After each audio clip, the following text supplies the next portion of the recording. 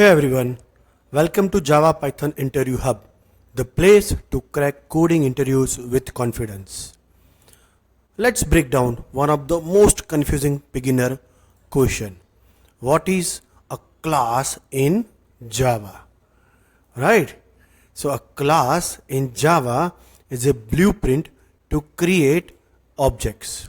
It defines fields, means variables, and methods, means functions.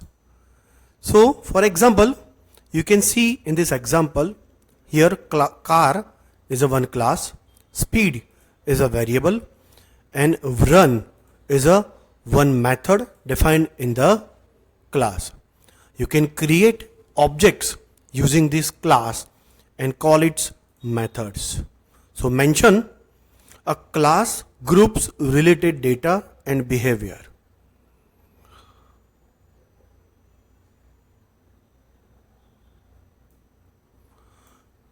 Show an example like car or student. Interviewer will love clarity and confidence. So, was this helpful? Smash the like button and subscribe to Java Python Interview Hub. Thank you very much guys.